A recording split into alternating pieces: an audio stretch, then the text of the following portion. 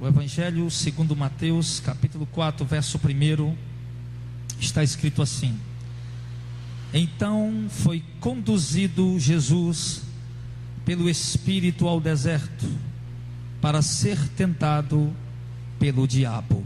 Jesus iniciando agora o seu ministério, a sua caminhada para fazer a obra de Deus, para realizar a missão ao qual ele nasceu para cumprir, para fazer. Jesus nasceu com uma missão. Jesus nasceu para cumprir um propósito de Deus na terra. E agora Jesus principia essa missão. Agora Jesus inicia a realização deste propósito que Deus o havia confiado. E eu quero dizer para você, irmão, que eu particularmente acredito, quando olho para as Escrituras, quando olho para os homens que foram chamados por Deus, eu acredito que cada um de nós temos algo a realizar para Deus na nossa vida terrena. Eu acredito que o homem e a mulher que se converte ao Evangelho, que crê realmente no Evangelho, o homem e a mulher a quem Deus dá a compreensão, a quem Deus dá o entendimento claro para compreender a doutrina, para compreender a palavra, para conhecer o Evangelho, para conhecer a salvação, a vida eterna, para conhecer a herança eterna nos céus. O homem a quem Deus revela isso é porque Deus deu o Espírito Santo, porque isso só pode ser revelado através do Espírito Santo. Então eu entendo que quando Deus dá o Espírito Santo a nós, Ele também nos dá uma missão, Ele também nos dá um propósito, Ele também nos dá um propósito de vida para Ele. Irmãos, eu tenho a mais absoluta certeza, porque a Bíblia diz que Deus nos conhece antes de nós nascer. Deus te conheceu, você ainda nem tinha sido gerado no ventre de sua mãe. Deus conheceu você, você não tinha nem sido, não era nem um embrião fecundado ainda no óvulo. Quando você estava no ventre materno, Deus já conhecia os teus dias, Deus já conhecia a tua vida, Deus já conhecia os teus passos, o começo, o princípio, o meio, o fim da tua vida.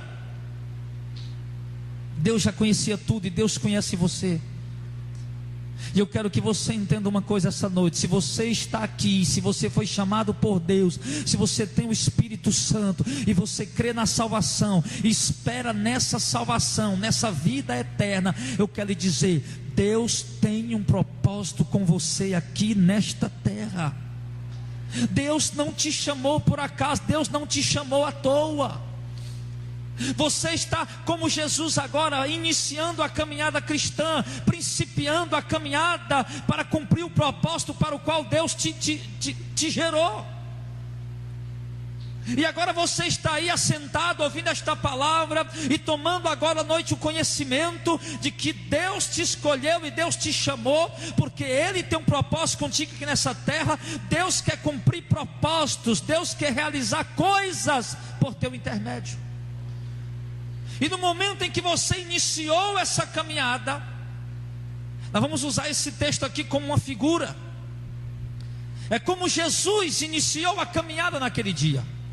Jesus iniciou a caminhada do seu ministério no dia em que ele foi batizado, que ele saiu das águas, ele recebeu o Espírito Santo. Ali Jesus começa o ministério dele.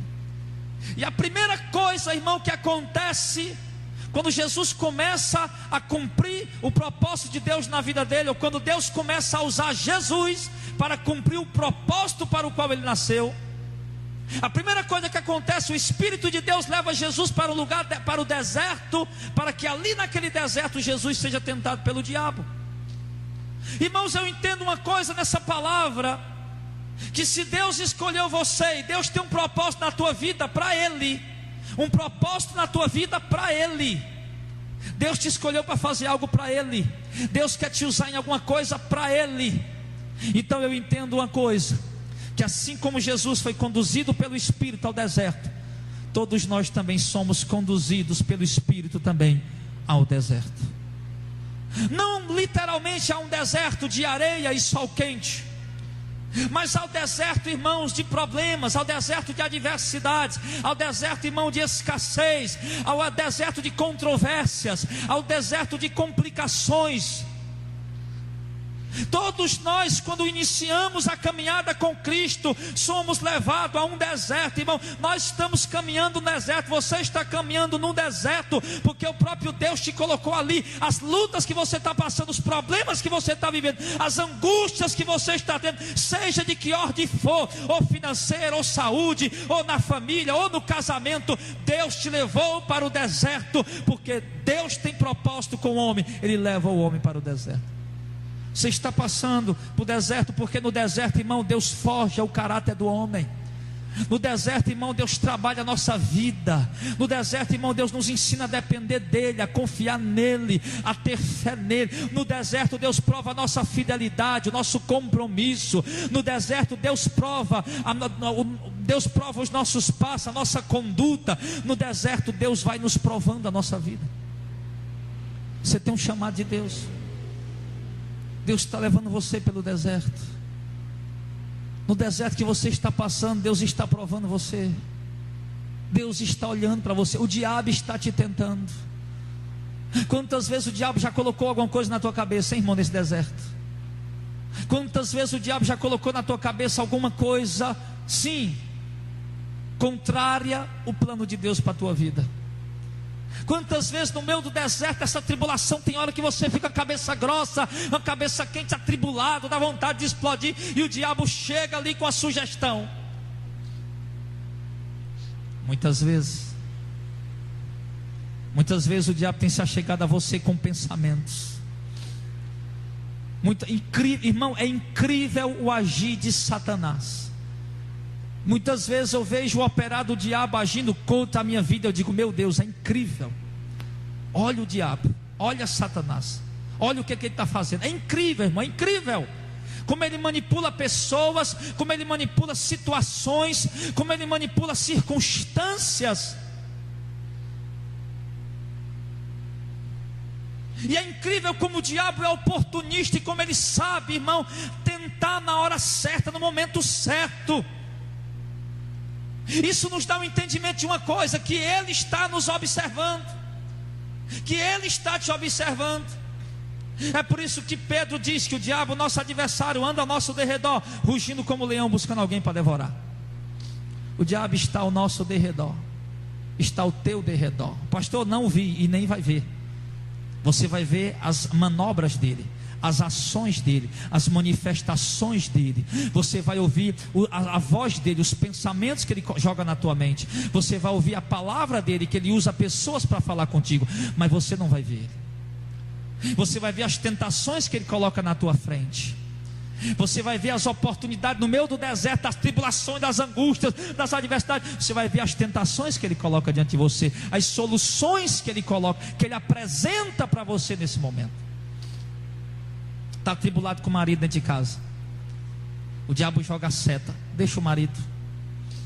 Está atribulado com a mulher dentro de casa, o diabo joga seta, trai tua esposa, trai tua mulher. Está atribulado, muita luta dentro de casa, conta para pagar, muita coisa. O diabo joga na tua mente: vai tomar uma, vai beber aquela cerveja, vai tomar aquela cachaça, aquele uísque. Olha, quando tu estava no mundo, tua vida era boa. Quando tu estava no mundo, tu curtia, tu brincava, estava lá preocupado com nada. Vai para o mundo de novo. O diabo é oportunista, irmão. O diabo sabe exatamente o ponto certo que ele deve atingir na sua vida. E você não pode esquecer jamais que você está andando no deserto, porque o próprio Deus te levou para o deserto.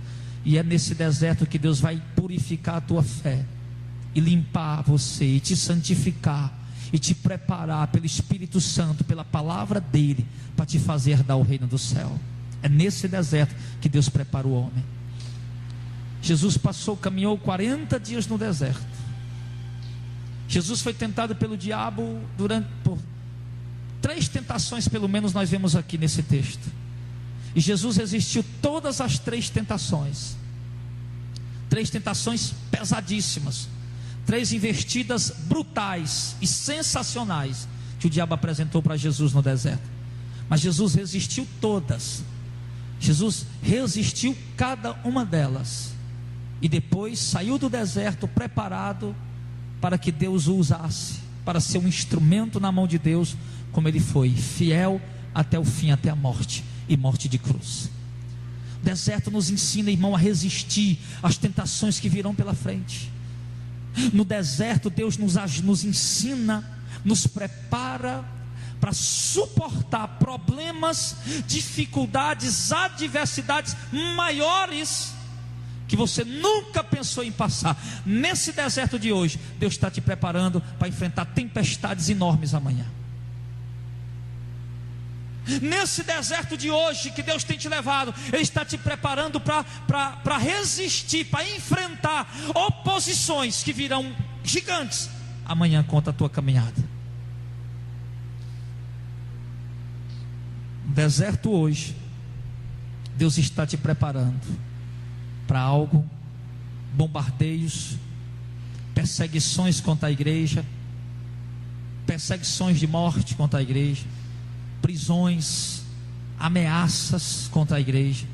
No deserto de hoje, Deus está preparando você para amanhã, para que amanhã, quando vier a grande perseguição, amanhã, quando vier as grandes afrontas, você possa estar preparado para resistir firmemente, confiando sempre na palavra de Deus.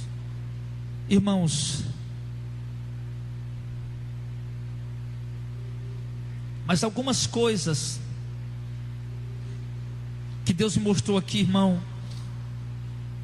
No verso 2, tendo jejuado 40 dias e 40 noites, depois teve fome. Ter fome, irmão, significa o quê? Fome é o quê, irmão? Fome é uma reação do espírito ou da carne? Da carne. Fome é uma necessidade física, carnal, humana. Fome é isso. Então Jesus, nesse momento, irmão, 40 dias de caminhada no deserto, a carne de Jesus, a parte humana de Jesus, o lado físico, carnal, humano de Cristo, se encontra agora debilitado, se encontra agora em necessidades. Ou você acha que Jesus não tinha necessidades? Você acha que Jesus nunca foi ao banheiro? Você acha que Jesus nunca sentiu fome ou sede? Jesus agora, irmão, como qualquer outro ser humano, ele está sentindo uma necessidade física, uma necessidade humana. Jesus, ele quer comer, ele quer comida. O Jesus está debilitado por conta daquela fome enorme que ele está sentindo depois de 40 dias sem comer nada. O corpo físico dele estava debilitado. Agora deixa eu dizer uma coisa para você, irmão. Na caminhada com Deus, Jesus estava ali porque era proposta de Deus, não é verdade? Você viu aí, o próprio Espírito levou ele para ali. Mesmo estando dentro da vontade de Deus, mesmo estando dentro dos propósitos de Deus, necessidades físicas, humanas, virão na nossa vida. Mesmo estando dentro da vontade de Deus, dentro do plano de Deus, dentro do propósito de Deus, fazendo a vontade de Deus, sendo fiel a Deus, sendo justo, santo e irrepreensível, nós iremos passar necessidades da parte humana. Tenho certeza que todos aqui estão passando algum tipo de necessidade da parte humana. Sim ou não? Sim. Um aqui está com problema financeiro. Pastor, estou aperreado, você nem imagina.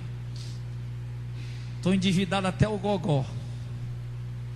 Outros aqui estão passando algum problema no casamento ou na família. Pastor, a coisa lá em casa está uma tribulação. Outros aqui estão passando uma dificuldade, uma necessidade de saúde. Está doente, está enfermo, uma doença que acompanha você, que é uma doença crônica ou degenerativa, uma enfermidade que talvez não tenha nem cura para a medicina. Outros estão passando necessidade, irmão, de outras coisas mais, como calçar, como vestir. Ou talvez alguns estejam passando necessidade até de alimento. Não que esteja faltando tudo, mas está faltando muita coisa. Está tendo a maior necessidade, dificuldade de fazer sua feira por mês. Necessidades, irmão, necessidades. Aí o diabo, aí você começa logo a se perguntar: será que eu não estou dentro da vontade de Deus? Você está procurando se santificar, está procurando fazer a vontade de Deus, está dentro da palavra de Deus, está dentro da vontade de Deus, está procurando viver tudo que você aprende na Bíblia, na doutrina de Cristo, e você fica se questionando, não é assim? O diabo fica colocando questionamentos na nossa mente. Olha o questionamento que o diabo colocou ali quando Jesus estava humanamente debilitado. O diabo, a Bíblia diz no verso 3: chegando-se o tentador a ele, disse: se tu é o filho de Deus. O diabo começa logo a querer fazer a gente questionar se realmente Deus está conosco. O diabo quis fazer Jesus duvidar: rapaz, será que Deus está comigo ou não? Será, meu Deus, será que não está? Você já pensou isso? Eu já passei por isso. Eu já passei por isso na minha caminhada. Momentos em que o diabo, momentos de grandes debilidades e tempestades e adversidade, eu chegar diante de Deus e dizer: meu Deus, o que é que está acontecendo? E de repente eu começar a falar, eu digo: Senhor, eu acho que o Senhor não está mais comigo. Não, Senhor, mas não duvidando da tua fidelidade, mas da minha própria infidelidade. Eu acho que o Senhor não está mais comigo. O diabo já me levou a pensar isso. O diabo tentou com Jesus e não conseguiu, mas comigo em algum momento ele conseguiu. Me fez pensar isso por alguns minutos. Mas graças a Deus que na mesma oração, logo um pouco mais na frente, Deus me fez lembrar pelo Espírito Santo uma palavra que Jesus disse para nós. Ele disse assim: nunca te deixarei, nunca jamais te abandonarei. E Jesus disse quando se despediu dos teus discípulos: eis que eu estou com vocês todos os dias até o final dos tempos. Ah, pastor, mas Jesus falou isso para os discípulos dele, para os apóstolos. Sim, mas os tempos se acabaram. Jesus disse que estaria conosco até o final dos tempos. Eles morreram, mas nós, a igreja está viva. E os tempos ainda não se consumaram. O mundo ainda está aqui, o julgamento ainda não aconteceu, a igreja ainda não foi arrebatada. Então significa o quê? Que a palavra de Cristo continua valendo. Se ele teve com os discípulos na igreja primitiva, então ele também está contigo na caminhada de hoje. Não adianta, não deixa, irmão, o diabo encher a tua cabeça e você achar que Deus não está contigo, que Deus não está com você. Se você é o filho de Deus, porque isso, porque aquilo outro. Eu me lembro agora de Gideão, no capítulo 6 de Juízes. Israel, irmão, passou 40 anos em paz, e agora Israel se desviou do Senhor. E aí a Bíblia diz que Deus enviou os inimigos, os midianitas, os amalequitas e o povo do Oriente. Era tanta gente que a Bíblia compara como se fosse como a areia do mar. E aí aqueles inimigos iam para todos os anos, quando Israel plantava, o inimigo ia para cima de Israel, roubava tudo que era de cabra, ovelha, cabrito, vaca, boi, e destruía todo o mantimento que tinha lá. Pegava, levava tudo para eles e deixava Israel ali, meu irmão, debilitada, numa pobreza, numa miséria desgraçada. E o povo abandonado. 7 anos deste jeito, abandonados.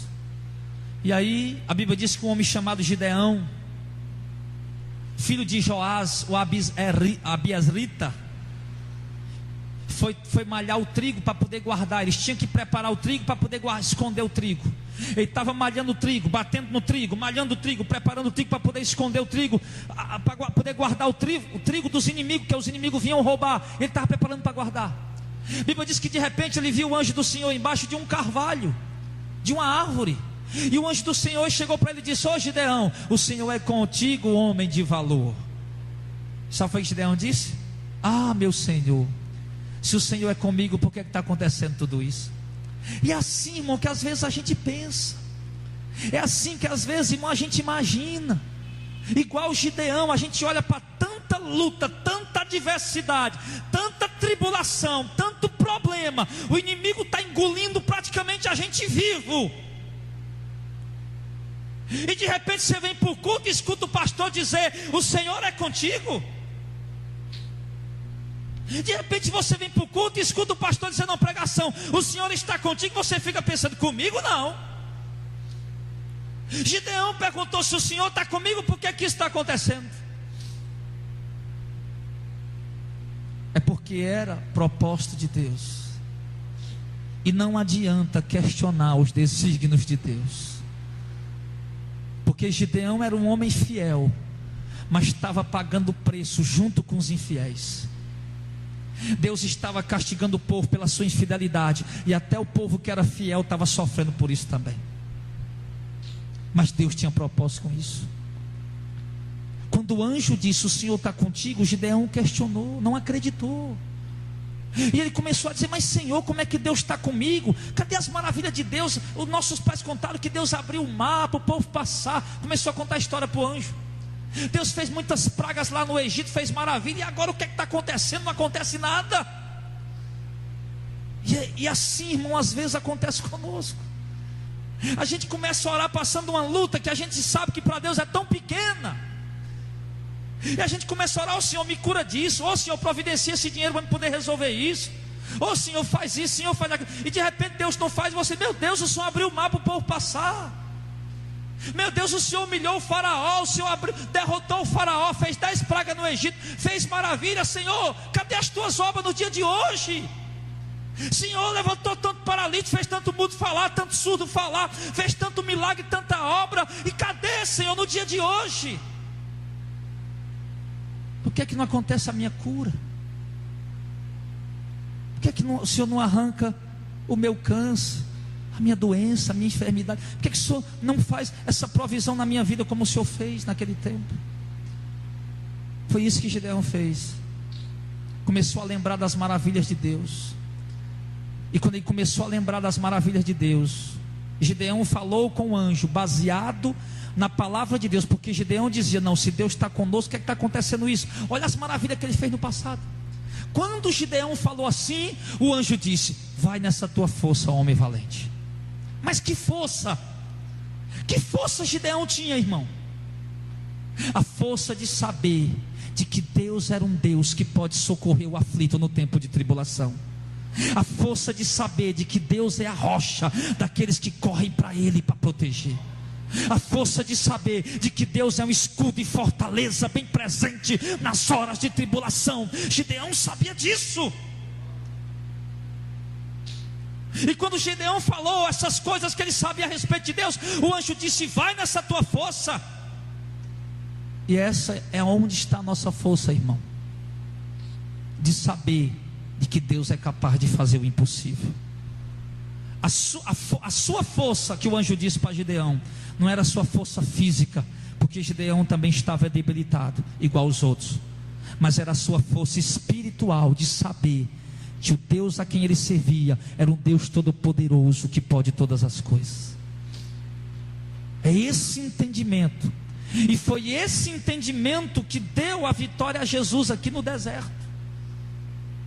Foi esse entendimento que fez com que Jesus vencesse as tentações do diabo no deserto, porque Jesus sabia que era filho de Deus. Não adianta Satanás colocar dúvida na minha mente: eu sou filho de Deus, sim. Não adianta Satanás colocar questionamentos na minha mente: eu sou servo de Deus, sim. Sou filho de Deus, sim. Então por que está acontecendo isso? Porque Deus quer, porque Ele é Senhor, Ele é soberano. Eu permanecerei fiel a Ele, e Ele vai me ajudar no tempo que Ele quiser me socorrer. É assim que tem que ser, irmão. É dessa forma que tem que ser. Jesus disse que nunca nos abandonaria. Você não está procurando ser fiel a Ele? Você não está procurando obedecer a palavra dEle? Você não está procurando servir a Ele de coração?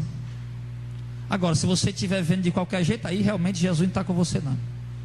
Você pode pensar que Ele está, mas não está não. Mas se você está andando, obedecendo a palavra dEle, vivendo a palavra dEle, praticando a palavra dEle, pode ter certeza que Ele está com você. Então, não deixe o diabo encher sua mente mais com isso não, tá bom? Amém, irmão? Lá no interior, uma vez, uma irmã foi questionar: porque eu vejo os irmãos contando bênção, que ganharam isso, ganharam aquilo. E eu não tenho bênção nenhuma para contar, não acontece nada comigo, tá? Eu acho que Deus não olha para mim, não está comigo não, só olha para os outros. Eu fui dizer para ela: irmã, você está errado, você está pensando errado. Não é porque Deus socorreu o irmão na hora da tribulação, quando o irmão clamou, e ainda não chegou a hora dele te socorrer, não significa que ele não está contigo não. Que assim como ele socorreu o irmão que é fiel e está andando na palavra dele, e o irmão clamou a ele, Deus socorreu a ele, do mesmo jeito Deus vai socorrer também você. Você sabe o tempo que o irmão passou esperando? Você sabe o tempo que o irmão passou clamando? Você sabe o tempo que o irmão passou gemendo e chorando aos pés do Senhor em oração? Não, não sei. Então pronto. Se você não sabe, então pronto. Não foi da noite para o dia. Teve um deserto. E o diabo chegou e tentou Jesus. Se tu és o Filho de Deus, manda que essas pedras transformem em pão. E ele, Jesus, respondendo, diz: está escrito, nem só de pão viverá o homem, mas de toda a palavra que sai da boca de Deus. O que é que significa isso aqui, irmão? Nem só de pão viverá o homem. O que é pão, irmão? O que é o pão? É o alimento cotidiano. Amém? O alimento cotidiano, ou seja, na necessidade básica do ser humano. Aí eu te digo uma coisa: uma das principais preocupações do ser humano, se não for a principal, eu acho que seja a principal preocupação de todo ser humano, é o seu sustento diário. Quem concorda comigo? Ou tem outra coisa que você acha que não? Eu particularmente acho que a principal necessidade do homem, a principal preocupação de um ser humano, são as suas necessidades cotidianas, o pão de cada dia, a merenda de hoje, o almoço de hoje. Hoje não tem almoço não. Não, hoje ele está preocupado com aquilo, ele trabalha para isso, para trazer a merenda de manhã, o café da manhã, o almoço, a janta, o alimento para dentro de casa. Muitos não estão nem tendo muito sobrando. Muitos estão nem dando para comprar um transporte, nem está dando para comprar uma roupa nova, nem um calçado, mas está dando para manter, para comer, a necessidade básica. É isso que Jesus estava sentindo necessidade naquela hora, e foi isso que o diabo ofereceu para ele. Só que Jesus respondeu de uma forma, irmão, tremenda, porque Jesus não quis nada da mão do diabo. Jesus podia ter dito: Satanás, realmente eu estou com fome mesmo, você sabe que eu estou com fome, eu estou mesmo, mas da sua mão eu não quero nada, porque você está mandando transformar as pedras em pão, mas está escrito que nem só de pão viverá o homem, mas de toda a palavra que sai da boca de Deus. O que é que significa isso, irmão? O homem não vive só de pão. Poxa vida, pastor, o pão de cada dia é a principal necessidade de cada indivíduo, de cada família, de cada lar. E eu concordo com você. Pense, deve ser uma coisa terrível acordar de manhã, os meninos pedindo: eu quero merenda, eu quero pão, bolacha, não ter nada para dar para eles. Pense numa coisa que deve ser terrível, é chegar a hora do almoço e você não ter uma colher de arroz ou de feijão para dar para os seus filhos comer, ou mesmo para você comer. Alguém já passou por isso? Não. Graças a Deus não, mas você imagina que deve ser ruim? Eu acredito que deve ser terrível. Chegou a hora do almoço: mamãe, cadê o almoço? Não, filho, tem almoço hoje não. Tem almoço hoje não. Tem nada hoje. Nada, mãe, nada. E aquelas bolachinhas que tinha? Não, já comemos ontem. Irmão, isso deve ser terrível.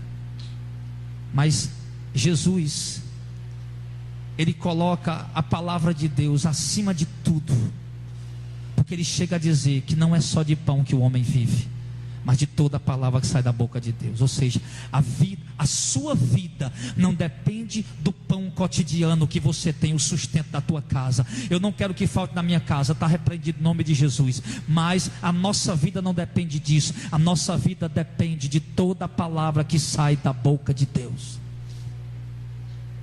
Eu vejo gente, irmão, num corre terrível diário.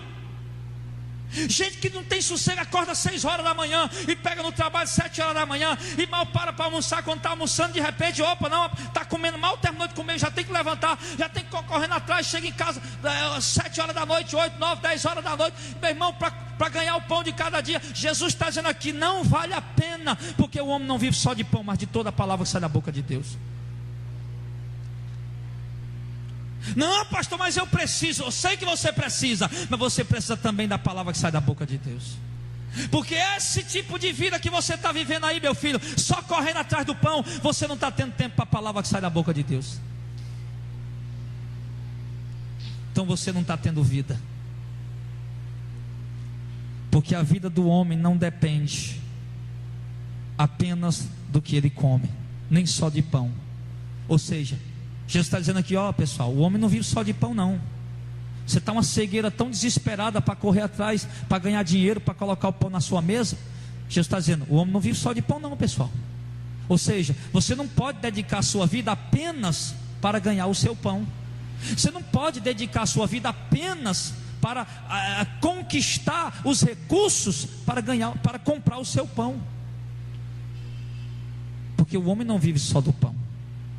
O homem vive de toda a palavra que sai da boca de Deus. E o que eu quero dizer com isso para você? O que é que o texto está dizendo para nós aqui? O que é que nós podemos aprender aqui? Que nós não podemos dedicar o nosso dia inteiro apenas correndo atrás de dinheiro. Você precisa de dinheiro? Precisa. Você tem que pagar o aluguel? Tem. Você tem que pagar água e energia? Tem. Você tem que pagar a gasolina do carro, IPVA, emplacamento, sei lá o que mais do carro, da moto? Tem que pagar.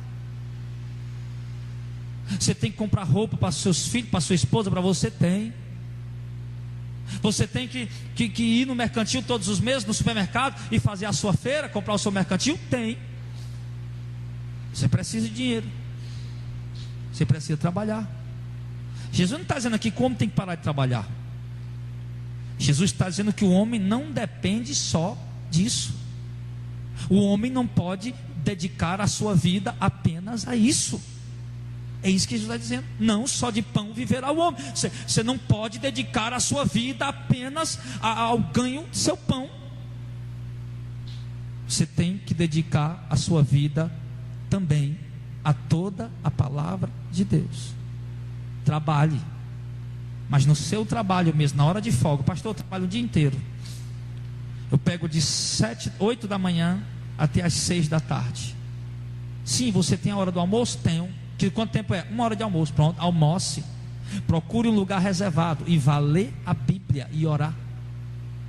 A 1 hora que você tiver, você não passa 1 hora comendo. Vá, sente, almoce, coma, levante, vá para um lugar com a sua Bíblia, leia e ore.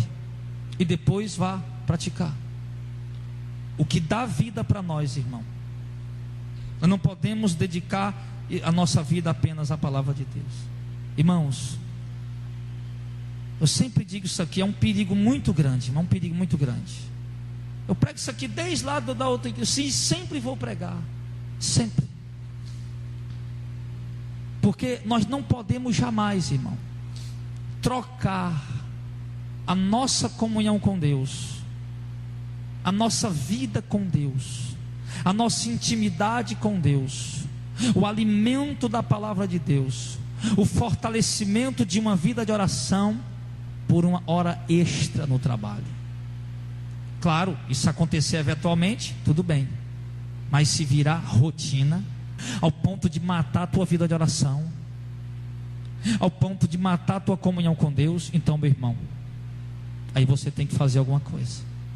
Seja vigilante, esteja atento, porque você não vai viver só de pão. Eu estava, irmão, pensando algumas coisas, fazendo ali umas alegorias, orando a Deus e esses pensamentos. E eu fazendo uma ilustração de uma pessoa que eu conhecia que morreu, uma pessoa jovem de aproximadamente 30 anos, cheio de sonhos gananciosos, cheio de cobiças, de desejos, de coisas grandes, não tinha tempo para nada. Não tinha tempo para família, não tinha tempo para filho, não tinha tempo para nada, era só cuidando dos seus empreendimentos, seus negócios, das coisas que lhe traziam lucros. Sim. Aí procurando usar os melhores calçados, as melhores roupas, os melhores celulares, as melhores joias, andar no melhor carro.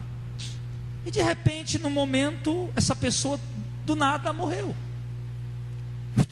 Pronto, a morte chegou e disse: bora, hoje é a tua vez. Não, peraí, eu tenho umas contas para pagar. Não, bora-se embora.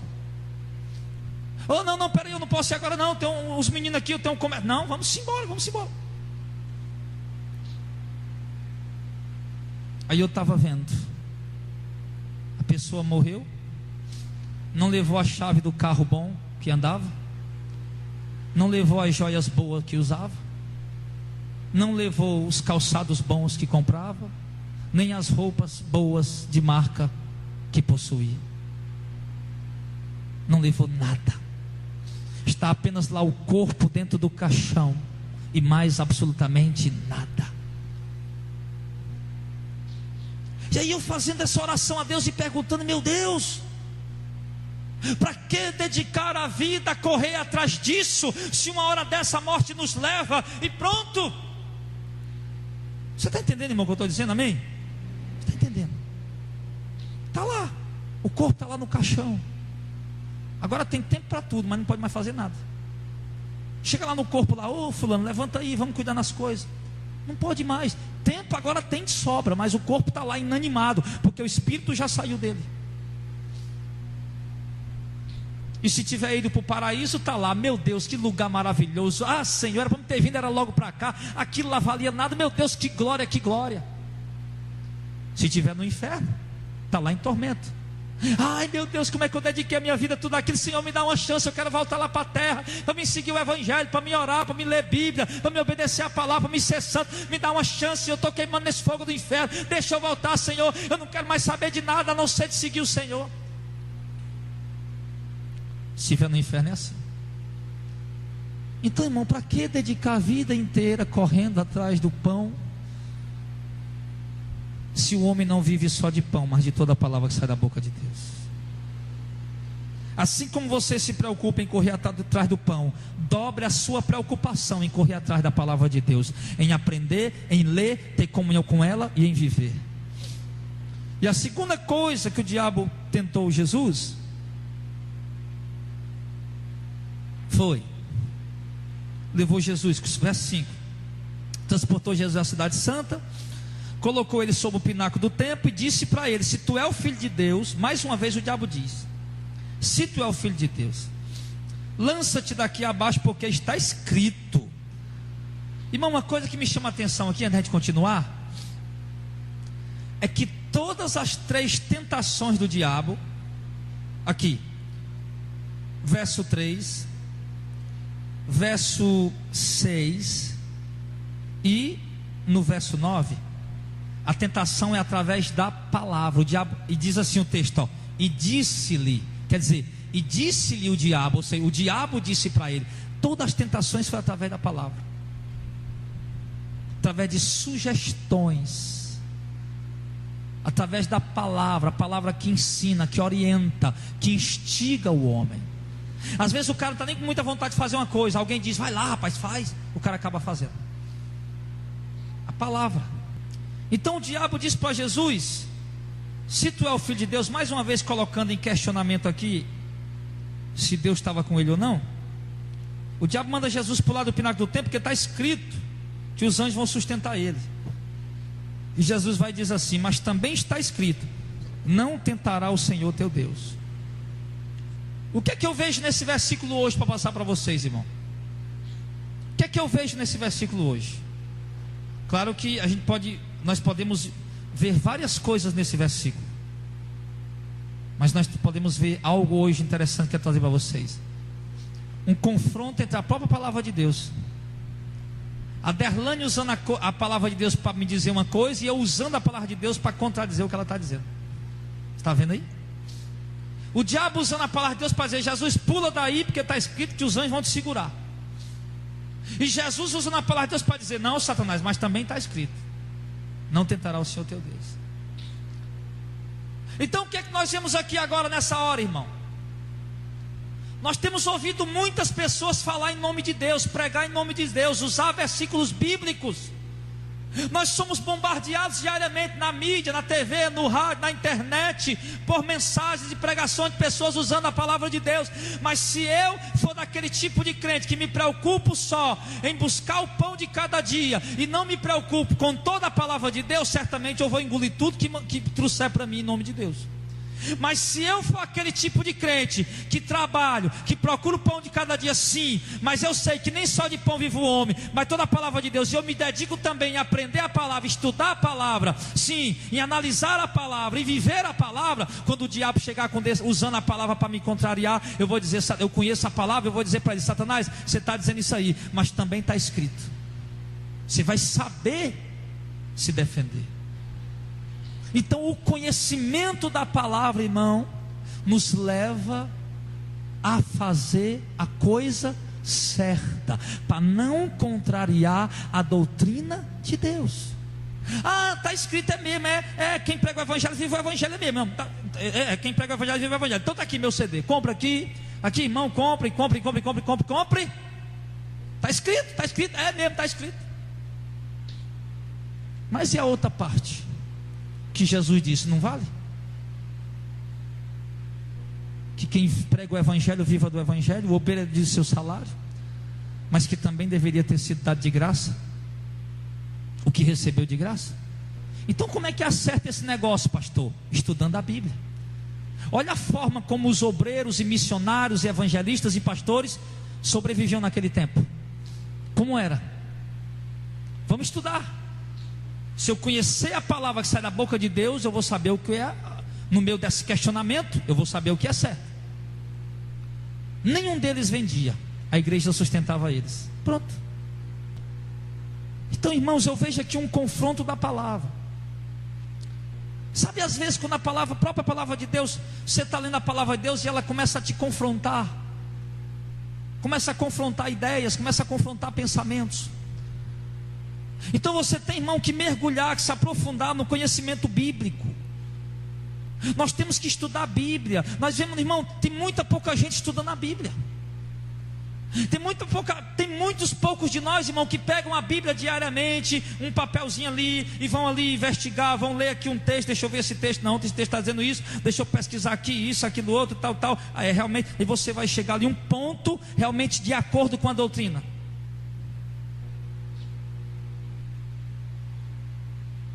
Se Jesus fosse um crente que não fosse conhecedor da palavra, estivesse preocupado apenas com o pão de cada dia, Jesus teria cedido o diabo nessa hora. Mas Jesus conhecia a Bíblia e não cedeu. E nós estamos vivendo um tempo, irmão, de analfabetismo bíblico. Cada dia eu me surpreendo mais. Cada dia eu me surpreendo mais de uma forma negativa. O quanto o povo é ignorante nas Escrituras. O quanto o povo não entende nada das Escrituras, nada. Você recebe a ligação de um camarada se intitulando levita, com 24 anos de crente, numa igreja pentecostal, e o cara começa a falar contigo, e você começa a falar para ele que isso está errado, que está errado. O cara não sabe usar um versículo, não sabe usar um texto da Bíblia, não sabe dizer nada da doutrina bíblica. Irmão, é um analfabetismo bíblico que nós estamos vivendo hoje dentro da igreja. E eu tenho certeza que aqui no nosso meio não é diferente. Se eu chamasse vocês em particular para testar o seu conhecimento da doutrina, eu acredito que eu ia me decepcionar com muitos irmãos. Que uma coisa é conhecer versículo, outra coisa é conhecer a doutrina. Eu conheço um pastor que prega na televisão, que se eu mandar ele, se numa pregação, se for para ele dizer a Bíblia todinha, sem olhar para ele, ele diz a Bíblia todinha. Mas da doutrina bíblica, meu irmão, ele não entende nada. O cara é um grande herege. Versículo da Bíblia igual o diabo, ele conhece um monte, mas a doutrina ele não conhece. Se conhece, está escondendo. Então, irmão, o que é que você precisa? Você precisa, diante de tantos confrontos aí, diante de tantos confrontos de doutrinários, o que é que se pode fazer? Estudar a Bíblia. Ter um momento todos os dias na sua oração com a sua Bíblia para você estudar a palavra de Deus. estudar, pesquisar, não apenas ler, claro que ler é importantíssimo, mas estudar, se aprofundar mais em determinados assuntos. Eu vi um pastor pregando sobre batismo outro dia, e o pastor usou, parece que Lucas, capítulo lá que fala de João Batista, o batismo de João Batista. O batismo de João Batista. E ele veio pregar para a igreja o batismo baseado em cima do batismo de João Batista. E usou apenas, ele não usou nenhum outro versículo que falasse de batismo, apenas aquele capítulo. Eu digo, meu Deus, o pastor não está entendendo. O pastor não está se aprofundando em relação à questão do batismo. Ele não está entendendo que o batismo de hoje não é mais o batismo de João. Ele não fez uma pesquisa mais aprofundada para trazer para a igreja o assunto que ele está trazendo. Está pregando sobre batismo, está baseando o batismo da igreja hoje apenas no batismo de João, quando não é, que é algo mais profundo. Então, irmão, vou dizer uma coisa para você. Se nós não estudarmos as escrituras, as palavras vão vir, os versículos vão vir, as pregações vão vir, e a gente vai se embaralhar tudo. A gente vai se desnortear, se desorientar. Alguns irmãos aqui, quando ouve algumas pregações na rádio aí, tem comido muita coisa que é errado. Alguns irmãos aqui que ouvem muita rádio, que tem algumas pregações que você vai comendo, que não está de acordo com a doutrina de Cristo. Você vai achar bonito, rapaz, palavra bonita, palavra interessante, boa essa palavra, não está de acordo com a doutrina de Cristo. E você vai comendo aquilo, por quê? Porque você não conhece, você não se aprofunda. Você não pode, irmãos, resumir o seu aprendizado bíblico apenas nos cultos que nós temos na semana. Você tem que ter o seu momento com Deus, seu momento de estudo diário, meu irmão. Você tem que ser, eu queria me aprofundar mais nesse assunto do dízimo, que o pastor fala de dízimo. Quero me aprofundar mais sobre isso. Não pega só um versículo não, busca um estudo sistemático das escrituras. O que é isso, pastor? Um estudo organizado. Procura tudo que é de passagem que fala de dízimo e vai estudar, vai mergulhar para você entender aquilo ali. O batismo. Eu quero entender melhor sobre o batismo. Essa questão do batismo que o pastor falou agora me deixou curioso. Procura tudo que for de versículo de Mateus a Apocalipse que fale de batismo. E aí você estuda cada ponto daquele. O que está acontecendo ali, o que é que eles estão falando, o que é que eles estão dizendo. E aí você vai entender melhor sobre o assunto. Então é preciso, irmão, que nós tenhamos isso, para que quando surgir esse confronto, quantas vezes nós fomos para esses evangelismos na porta deste Soul Gospel, protestar contra aquele evento, e vieram gente me confrontar o Clésio, o Jardel e os irmãos. Vieram, mas vem cá, deixa eu ver. Não, mas a Bíblia não diz isso, a Bíblia não diz aquilo. E ali o confronto, a Bíblia contra a própria Bíblia. Aquele confronto. Ele usando o versículo disso, o versículo daquilo, se justificando o evento, porque a Bíblia diz isso, que a Bíblia diz aquilo. E a gente combatendo o evento, contra o evento, dizendo porque a Bíblia diz isso e a Bíblia diz isso. E aí, meu irmão, se não tiver conhecimento bíblico, ninguém vai entender nada e vai todo mundo para casa desorientado. Afinal de contas, quem estava certo, quem estava errado. Então é preciso conhecer. E no verso 8 diz: Jesus disse, para ele no verso 7, não tentará o Senhor teu Deus, porque estava escrito isso. Ou seja, aquele versículo que o diabo usou, irmão, não era, Deus não tinha dito, olha, pula, como é que é aqui? Pula daqui abaixo, porque está escrito: aos seus anjos dará ordem a teu respeito, e tomar-te-ão nas mãos, para que nunca tropece em alguma pedra. O versículo começa aqui, aos seus anjos dará ordem a teu respeito. O pula-te daqui abaixo, isso é a parte do diabo. É a parte do diabo. É isso aí, não está lá não, versículo não. Agora o que é que acontece? Para que esse versículo foi colocado? Aos seus anjos dará ordem a teu respeito, para que não tropece em alguma pedra, para que você seja... Jesus disse, está escrito, não tentará o Senhor teu Deus. Deus não estava mandando, eu vou aqui, eu vou fazer uma compra bem grande aqui, e você vai ver como Deus vai mandar o dinheiro para me pagar. Aí chegou o dia de pagar a conta e o dinheiro não veio. Por quê? Porque você tentou a Deus. Você comprou algo desnecessário, que não era preciso, não era necessário. Comprou, dizendo, não, Deus vai mandar, e Deus não mandou, porque não era necessário. Agora, se fosse uma necessidade, meu Deus, o meu filho está doente. Fosse um aperreio, uma coisa, uma necessidade, aí sim, se você fizesse alguma coisa para arrumar, para comprar, Deus ia providenciar para você pagar. Ah, eu vou subir naquela árvore ali e vou me pendurar lá de cabeça para baixo. Você vai ver como não cai. Naquele galho mais fino. Se você for, meu irmão, ele vai quebrar, você vai cair e vai quebrar sua cabeça no chão. Agora, se por acaso acontecesse de que alguém lhe jogasse lá por maldade, e você estivesse lá enganchado naquele galho de pau porque alguém fez isso de maldade, aí sim, aí Deus ia enviar os anjos para lhe guardar, para lhe proteger. Mas se você fizer só para tentar Deus, para fazer, para tentar mostrar alguma coisa, Deus não vai lhe proteger, porque você está tentando a Deus. Então, esse versículo não foi escrito nesse sentido. E a última tentação do diabo, ele disse no verso número 8: o diabo transportou de novo Jesus a um monte muito alto e mostrou a ele todos os reinos do mundo e a glória deles. Irmão, deixa eu perguntar uma coisa para ti. O diabo mostrou para Jesus todos os reinos do mundo e a glória deles. Irmão, se você chegasse até o poder de exercer um reinado em um dos reinos do mundo, já era glória demais. Já pensou tu sendo o rei da Inglaterra? As riquezas, o luxo, a pompa, a glória, a mídia, a televisão, as riquezas e a glória que ela traz para o homem aqui na terra. Um reino já era coisa demais. E tudo que o diabo mostrou para Jesus, mostrou todos os reinos do mundo e a glória deles. E estou vendo, irmão, que o diabo tem derrubado muita gente assim. O diabo mostra alguma coisa, o apartamento da beira da praia. O diabo mostra o apartamento da beira da praia, já coloca no teu coração, tu tem que ter um desse aí. O diabo mostra o carrão importado. Você vai ver. Aí o diabo te leva a ver o que? A glória que ele traz. Tu chega lá na tua motinha, no tteu carrinho pebinha, quando tu tá sentado lá, vê aquele cara chegando naquele carrão importado.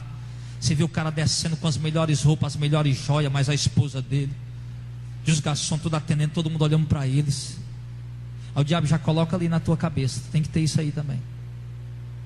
Foi o que o diabo mostrou para Jesus. O diabo mostrou as riquezas do mundo e a glória que ela traz. Porque, irmão, riqueza no mundo traz muita glória para o homem. O camarada que é rico, que tem dinheiro nesse mundo, meu filho, ele tem glória também. Se o cara tiver 10 milhões de reais, 100 milhões de reais, meu irmão, e andar no melhor carro que tiver, usar as melhores roupas, melhores joias, aonde ele chega, que ele para o carro, todo mundo vai olhar, fica olhando para ele. Aonde ele chega, quando ele para o carrão dele, ele desce seguro de que está todo mundo olhando para ele, e de que todo mundo está ali elogiando ele, admirado com a glória dele. As riquezas do mundo traz isso para as pessoas. Porque o homem, para ter isso, irmão, ele precisa deixar os caminhos de Deus. O homem, para ter essa glória do mundo, ele precisa deixar os caminhos do Senhor. Precisa deixar. Porque no momento em que ele está tendo as glórias do mundo, acumulando as riquezas, poder aquisitivo altíssimo, aonde chega abafando para todo mundo, não dá trela para ninguém, não divide nada com ninguém, não ajuda ninguém, não faz nada por ninguém. Ele já deixou, ele pode estar dentro da igreja, mas ele já deixou os caminhos do Senhor. E tem uns crentes por aí, irmão, que estão vivendo aí essa glória do mundo que o diabo deu para eles. E eles estão dentro da igreja dando o dízimo aí de 10 mil reais, de 100 mil reais, e acha que por isso estão se justificando diante de Deus. Acha que porque estão dando um dízimo de 100 mil reais, uma oferta de mais 50 mil reais, de 1 milhão de reais, acha que por isso eles estão se justificando diante de Deus. Estão desviados, porque receberam a glória que o diabo deu para eles. A única coisa que eles pensam agora é em aparecer, em ostentar, em ser visto pelas pessoas. Eles deixaram o que Deus tinha para eles nessa terra. Eles dedicaram agora o seu tempo, a sua inteligência, a sua saúde, apenas para administrar suas riquezas, apenas para administrar os seus bens, apenas para conquistar mais. E quanto mais ele tem, mais ele quer. E quando o diabo mostrou para Jesus o reino do mundo e a glória deles, e disse: olha, eu te dou tudo isso aqui, se tu se prostrar e me adorar. E Jesus disse: sabe o que? Vai-te, Satanás, porque está escrito. Olha o que é que Jesus ensina aqui, ó, através do que está escrito, verso 10: ao Senhor teu Deus adorará, e só a Ele servirá. Duas coisas eu aprendo aqui, irmão, nesse versículo: que o homem que aceita a proposta das glórias do mundo, das riquezas do mundo, ele está adorando a elas e servindo a elas. Por que Jesus disse assim? Satanás, o diabo disse: Jesus, eu te dou todas essas riquezas do mundo e a glória deles. E Jesus disse: sabe o que? Está escrito: somente a Deus adorarás. Quer dizer, se Jesus aceitasse aquela riqueza, aquela glória, ele estaria adorando elas. Somente a Deus adorará e só a Ele servirá. Porque o homem que é rico, irmão, ele vive para servir as riquezas dele. Ele vive prostrado, curvado, adorando os bens dele, o poder que ele tem, a glória que ele tem, as riquezas que ele tem. E Jesus diz: porque, irmão, me diga aqui uma coisa, me diga aqui uma coisa. Você é inteligente, você tem o Espírito Santo? Que resposta é essa de Jesus? O diabo estava oferecendo riqueza para Jesus, e Jesus vem com o negócio de dizer: ao Senhor teu Deus adorará e só a Ele servirá. O que tem a ver isso? Não é verdade? Não parece ser uma coisa meio sem sentido? Jesus, o diabo está lhe oferecendo riqueza e glória e poder aquisitivo, e você vem com o negócio de dizer: ao teu Deus adorará e só a Ele servirá? O que tem a ver isso?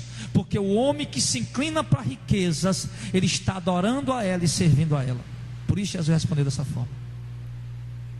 Por isso Jesus falou dessa maneira. Então, meu irmão, se o teu coração está inclinado, porque riqueza traz glória, irmão.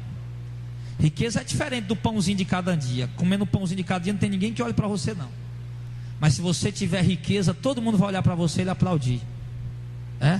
Mas Jesus disse o quê? Eu só adoro a Deus e só sirvo a Deus. O que é isso? Eu não quero riquezas. Eu não vou deixar o meu chamado, meu ministério, a obra que Deus tem para mim por causa de riquezas, por causa de glória do mundo. E tem um bocado de irmãozinho engodado com isso aí, irmão. Tem um bocado de irmão engodado com isso aí. Eu tenho certeza que já perdi membro da igreja por causa disso. Eu não tenho nem dúvida disso. Gente que hoje não ora mais, não lê mais Bíblia, não tem mais vida com Deus. O negócio é só trabalhar, ganhar dinheiro, trabalhar, ganhar dinheiro, trabalhar, ganhar dinheiro. Não está mais nem na visão do pão de cada dia. Agora o negócio é crescer e ficar grande. A visão agora é essa. O que é isso? Ele viu a glória que o dinheiro dá para o mundo. O diabo mostrou para ele e colocou no coração dele que ele tem que ter também. Agora ele está dedicando a vida para isso. Ele aceitou a proposta que Jesus recusou. Jesus recusou a proposta. E muitos de nós estamos aceitando essa proposta. Temos nos dobrado diante das riquezas e nos dobrado diante das riquezas e para servir as riquezas. Temos servido as riquezas.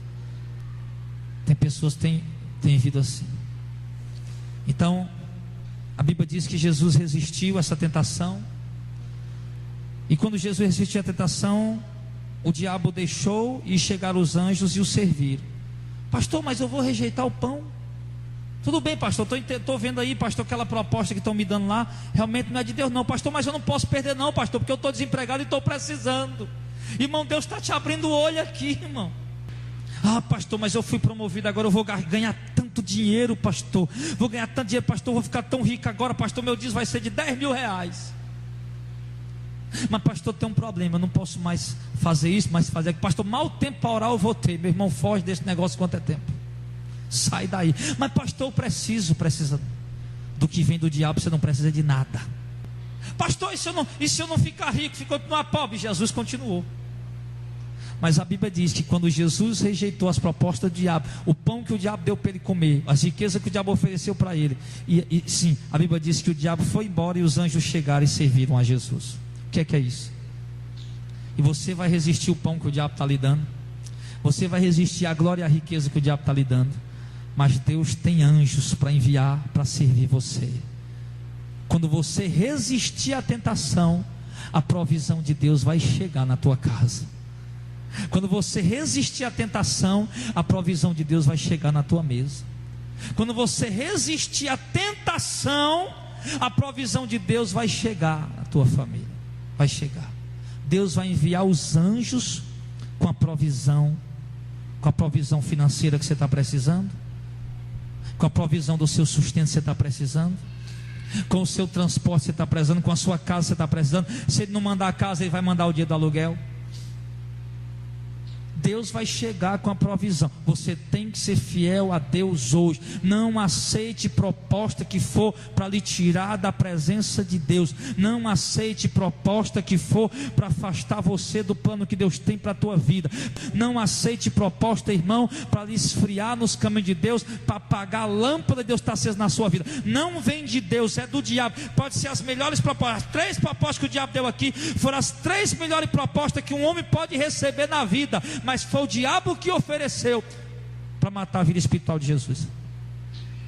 Agora vamos olhar por outro ângulo, Tiago. Vamos olhar por outro ângulo.